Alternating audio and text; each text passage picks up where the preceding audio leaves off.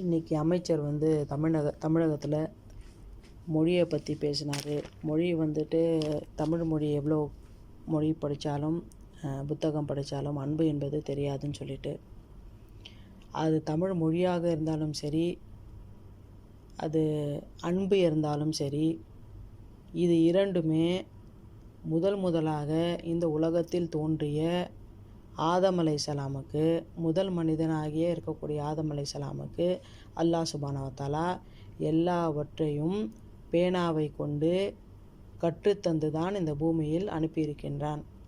ஆகையால் அன்பும் சரி, மொழியும் சரி, நீங்கள் எந்த மொழி ஆதியில் தோன்றுது என்று நினைக்கிறீர்களோ எல்லா மொழிகளுக்கும் சொந்தக்காரன் அல்லாஹ் சுப்ஹானஹு வ தஆலா. ஆக எந்த மொழியும் சளைச்சது கிடையாது. தமிழ்தான் ஆதி என்று நீங்கள் நினைத்தால், நம்முடைய தாத்தா, கிரேட் கிராண்ட்ஃபாதர் ஆதம் அலைஹிஸ்ஸலாம், அவரை அல்லாஹ் சுப்ஹானஹு வ தஆலா இந்த பூமியில் எங்கே இறக்கினான் என்று சொன்னால் ஸ்ரீலங்காவில் இறக்கினான். இன்றைக்கும் ஸ்ரீலங்காவுடைய மொழியை, தமிழ் மொழியை நாம் பார்க்கலாம். அவர்கள் பேசுவது இன்னும் சிறப்பாக தமிழ் மொழி, இன்னும் திருவள்ளுவர் பேசுவது போல், இல்லை எழுதியது போல், இல்லை அதற்கு முன் இருந்த முன்னோர்கள் பேசிய அந்த மொழியாக இருந்தாலும் சரி, அந்த உச்சரிப்பும் சரி, இது எல்லாமே பார்த்தீங்க என்று சொன்னால் யாருக்கு இந்த பெருமை சாரும் என்று சொன்னால் முதல் மனிதனாகிய இருக்கக்கூடிய ஆதம் அலைஹிஸ்ஸலாமுக்கு.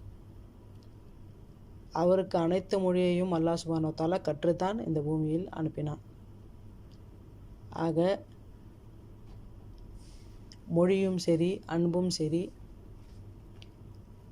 அவர் எந்த வழியில் நமக்கு காட்டினாரோ அந்த வழியில்தான் அனைத்து மனிதர்களும் இன்றைக்கு பல்வேறு இடங்களில், பல நிறங்களில், பல மொழிகளில் வாழ்ந்து கொண்டிருக்கின்றோம். ஆக மொழி என்பது ஒரு மதத்திற்கு சம்பந்தம் என்பது கிடையாது. அதே ஒரு மொழியை எடுத்து, பல மொழியை எடுத்து, அது பைபிளாக இருந்தாலும் சரி, குரானாக இருந்தாலும் சரி, இல்லை அது பகவத்கீதாக இருந்தாலும் சரி, எல்லாமே மொழிபெயர்க்க செய்கின்றோம். சரிங்களா?